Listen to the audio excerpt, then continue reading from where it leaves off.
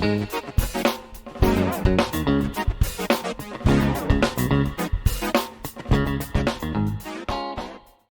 and welcome back to Take a Beat. My name is Tirza, I'm the digital pastor here at IES. And Take a Beat is an IES podcast where we talk about, we invite you to take a little break, talk about things that matter, only to launch ourselves back on the beat.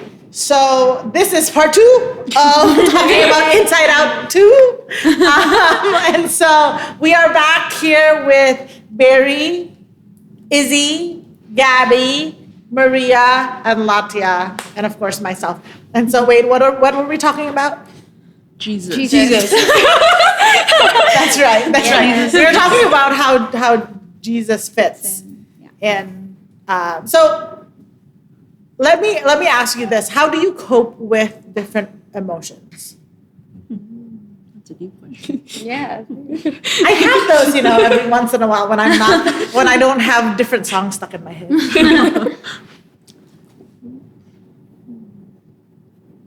Silent. It's hard. Like, which emotion? Any. I think first thing you do, don't bottle it up. I think that's never the good outcome. Even if you think it's like a temporary fix. Yeah. Almost. So I think that was one advice. Yeah. I'm sorry. So for some odd reason, again, this shows you how my mind works. But I have this quote that I remember Pastor Anthony said, emotions are like fart. If you hold it in, when it comes out, it ain't gonna be spit. Okay, well, It's true. Yeah. I like that. Great. on that note. How do you deal with emotions? I think take time to process them, not act on them. Not like if you're angry, don't act on it. If you're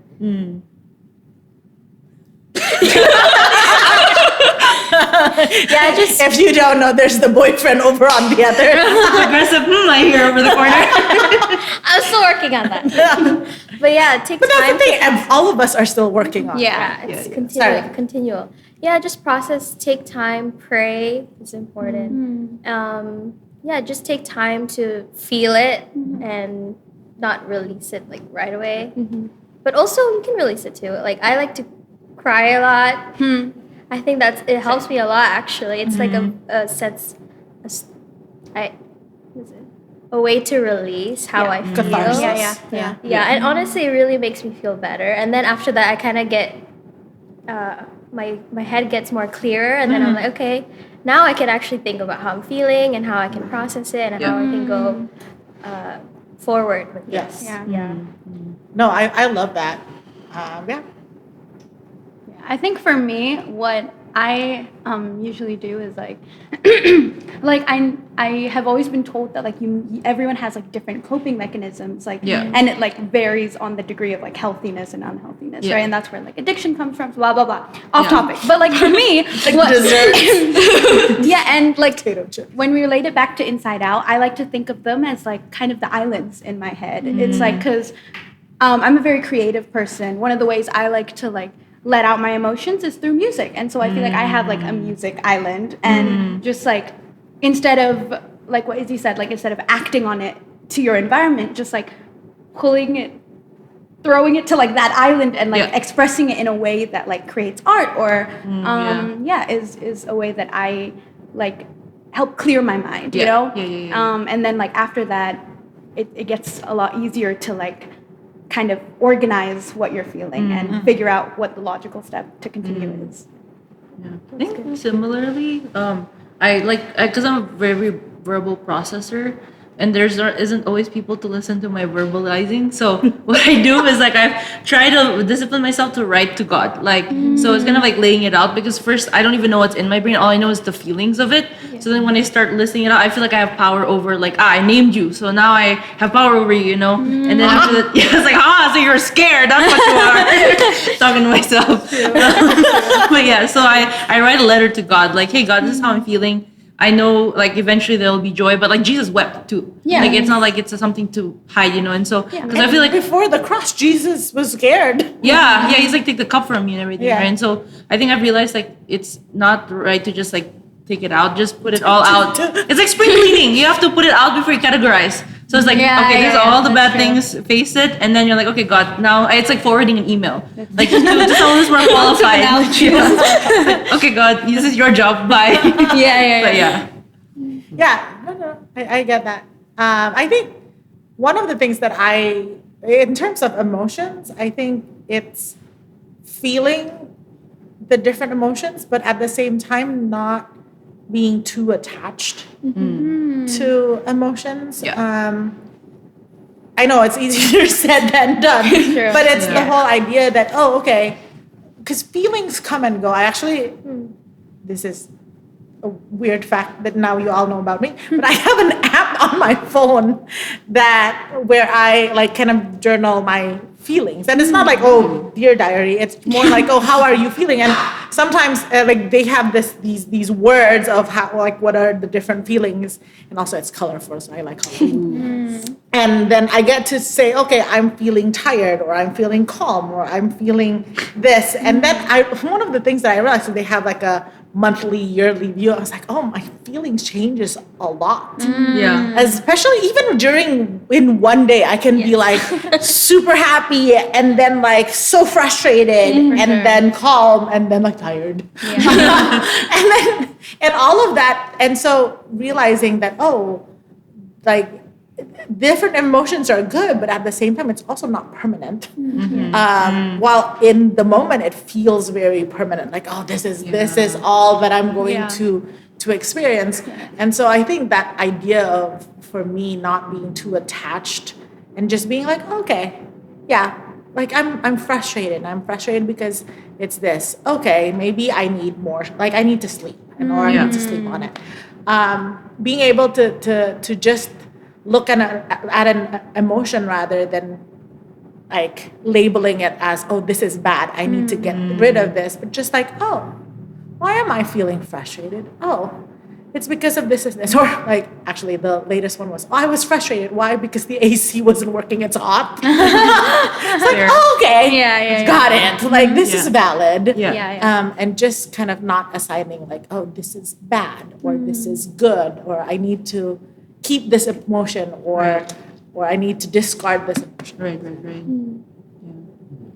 I think a lot of that work though can't be done like yourself in a way. That's why I think the Jesus and the Holy Spirit part is like so necessary, because I don't think like self-therapy works, or like saying like, oh, you're good enough, or all of the identity things have to come from a source. Like, because if you're saying like somebody thinks you're smart, somebody doesn't. Yeah. What makes the other person's opinion more than the other, right? Exactly. And so I think the truth of God is what really centers everything. And like even worshiping God when we don't feel like it, that's something that I'm trying to get used to, because I'm like, oh, God's so close in conference. I'm like, oh, me and God are besties. And then I'm like, where are you? And then I'm like, oh, like the feelings are not accurate to how close God is, because He's always there. And so, truths are the anchors, I guess, for, So let me ask you this. You kind of touched on this a little bit, but also with worship.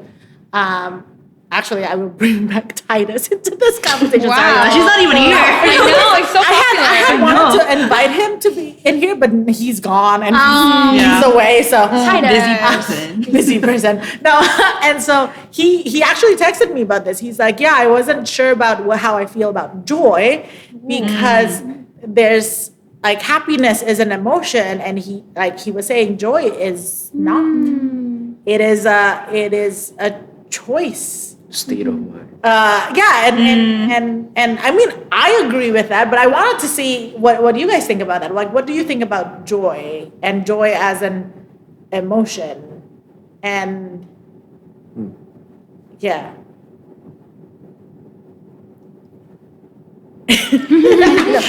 Titus, you're I think that's why I liked how joy like included sadness. Like at the end, at the end, how like she was giving like a chance for every different emotions. But also, do you guys remember like the mixed colors one? Yeah. right? Like, Yeah. The one that it. Yes, like, the memory ball, right? yes, yeah. Like how it's half off. Part of And I me is think like, what? it's like basically the mix of emotions and like one memory. Yeah. And I think that's how like where joy comes from. Like you can still have joy, but you can also have sadness. Yeah. It's like you can still have joy, but you can also have disgust. Yeah. In a way, and I think that's Yeah. Yeah, because I'm at that when we were talking about that, I was just thinking, there are different verses like saying, rejoice in the world in the Yes. Lord always, Yeah. and I say rejoice, or I think it's James, consider it pure joy, my Yeah. brothers and sisters, when you are like suffering for the Lord. And I was like, yeah, that is two very different things. Right. Like I'm not happy. Right. For me, I feel like when we think of like obviously biblical joy is different from like the emotion of happiness Yeah. because I feel like the emotion of happiness is like involuntary, like something happens and then you're like, oh, I'm happy, like it just happens to you. But when we look at the world of Inside Out, it's kind of like these emotions are making the choice to like press the button and to press. So I feel like having that, like it kind of complicates things. But when I look at like joy, the character in Inside Out, I feel like her flaw for both movies is that when she like touches, especially the first one, when she touches the console, she tries to make Riley feel happy instead of feel joy. You know what I mean? Like I feel like in our heads, like joy can be that thing that like you push even when you're not feeling happy. You know what I mean? Like you still have that deep sense of contentedness, right? And that's what the Bible says comes from faith in Jesus. But in the movie, what she was trying to do is force Riley to feel happy, which is not the same. So I feel like, that's like, I don't know, it would be cool if we had like, as Riley matures, she learns how to touch, like Joy learns how to touch the console without like having her be happy. You know what I mean? I mean, it kind of did at the end. I guess so. Because she chose. chose joy. And here I am trying to remember. Okay, where? Yeah, no, that was like Inside Out, the first one, right? the second. No, the second one. When there was like the little sparkles, like, and then Sam was like, Joy, I think Riley wants you. Yeah, I think Riley wants you. That's like. Yeah. So like, We're still like, wait, where?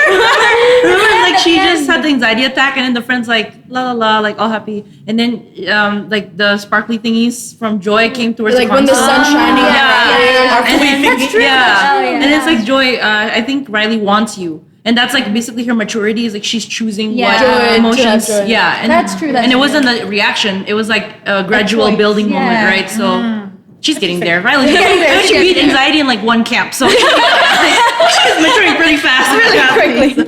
Also, I feel like for Riley, we're just talking about her and her puberty. Awkward. Let's talk anxiety, because anxiety is like the main kind of emotion or new emotion in the mix, right? Yeah. So, what are some of your views on anxiety, whether as an emotion or even in your own experience of anxiety?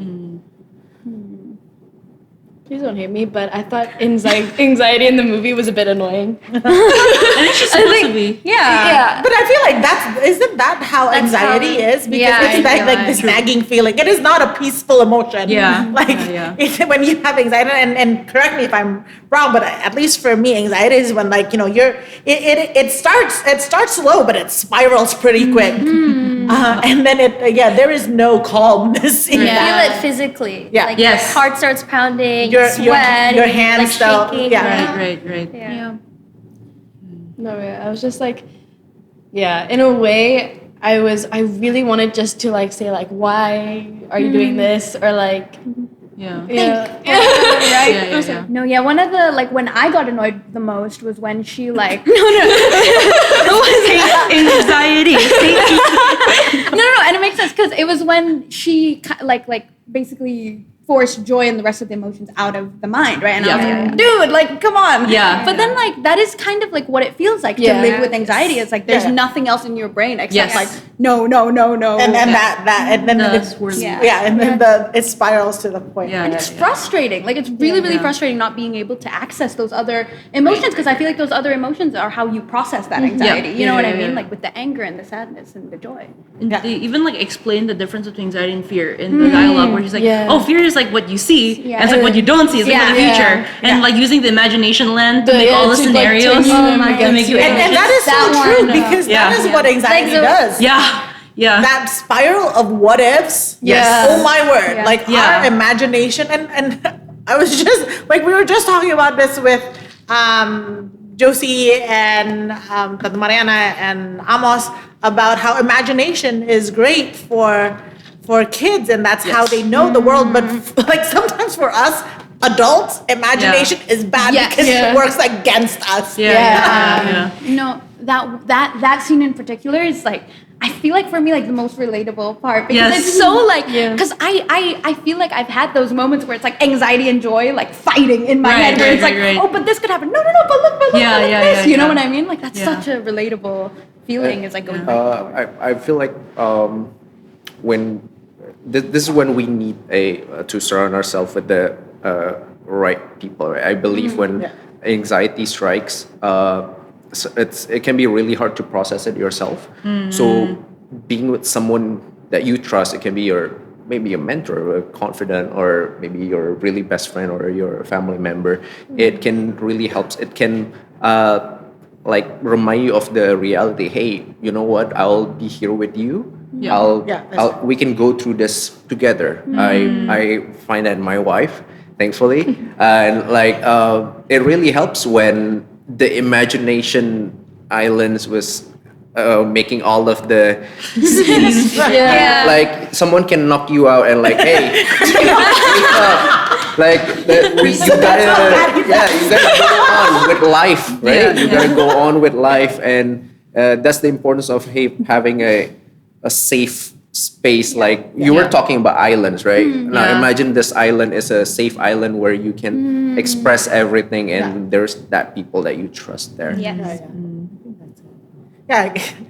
It like there are some people in your life that reminds you of what's true versus what's not true. And part of, I think, the big thing is the Bible, right? I think there are times, our life group has gone through this study where you list like what is something that you believe in, and then you ask who told you that, and is it from God? Is it from other people? Is it a negative comment that you made for yourself? And so to assess different things, and there are even different scenarios that we have in our heads, and being able to say, is this true or is this not? It's like from that line in what was it, Hunger Games, when at the end, like when he's like asking, like you love me, true or not true, real or not real. What is that from? Hunger Games. Oh, really? Sorry, I'm just kind of like tangent. But that's but that's the thing, when our mind has gone through all of that, and being able to have people or different things to be able to say, oh, is this real or this is not real? I think that's like what you said. I guess that's also like a shout out to Patty.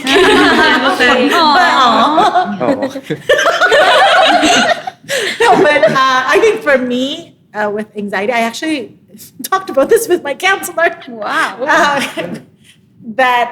So one of the tools that my counselor taught me, and it's also talked about in counseling, is to list down the 5 senses. Yes. When you're going through like a panic attack or an anxiety episode, you list like what you see. And sometimes it's like, 5 things you see, 4 things that you hear, 3 things that you smell, touch, 2 things you smell, and then 1 thing you taste. So you have to eat something? No, I mean, like, what do you taste right now?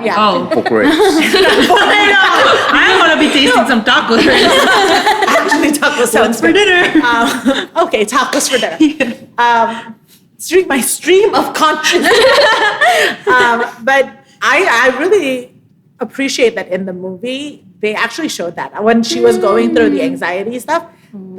It showed like what she was touching. She was touching the bench. Yeah. What she was hearing, the hockey puck. And then like different like what she saw, and it kind of panned to like Riley's point of view. And so I was like, oh, they're actually using actual counseling like Techniques. tools to kind of regulate anxiety. So I really appreciate that. I think just like one thing that you're talking of like how hopeful it is, like what ifs can turn like negative, right? But it's also positive. Like I think hope is a good what if. Like what if this happens, right? And so like those two questions doesn't always have to be like a doomsday. Like it can always be like what if like something great happens. So I think positive thinking need to be more of that. I think also seeing that part where they have all the situations of the what ifs, most of the time when I feel anxious about different things, this, when it passes, in reality, nothing happens. Also, I'm worried for nothing. I'm like so exhausted mentally now. It's like, it turned out well at the end. Yeah. So you said this, but let me ask you this, and this might be our last question. But where do you think hope, like fit into this whole thing? Whether it's with anxiety or even with all of the other emotions, where does hope fit? Because like Gaby, you were saying that the what ifs doesn't have to be bad or negative. It can be like hopeful. That it can have hope in it. So where does hope fit in this entire make believe, but also real world inside of us? I think as human, you would strive to like put yourself away from any type of pains, and you want to do your best to achieve some kind of joy, right? So achieving joy is like, this is the hope. Let's call it a hope of humanity. I would say. I believe like even the country is built on a hope, right? When you hope, you're hoping for something. So I see hope as like a map or like an objective that you have to reminds you why you are doing something. Like for example, working out. Oh, I hope I can lift 100 kilograms, for example, right? There is hope, and that hope keeps you going, right? You go up step by step. So hope is really much needed. You will see that hovering around, like when you're playing game. This is your objective. Even though you're straying around doing the side quests, you always know in order I need to do this objective. So I see hope as like an objective, a guidance. I like that. To bring it back to Hunger Games, but they said the thing that's greater than fear is hope. Yeah. I think in a way, like what I imagine hope is, it's like, so there's like a big button in the middle of the brain, and it's like, I don't know, one of the other emotions, like except anxiety, would just press it every now and again, and I think that like in a way just helps me think of like more positive thoughts and like more emotions. But we don't want to reset button. Like, we don't want anxiety to like keep pressing it. Yeah.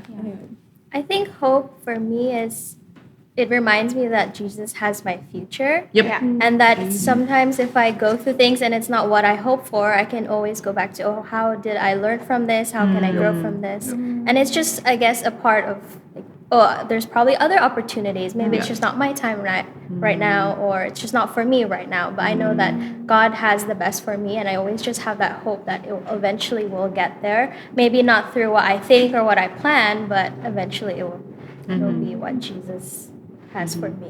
Which made me think of this verse that says, I have this hope like an anchor to my soul. There's there's weight in hope. That keeps us from flailing. Right.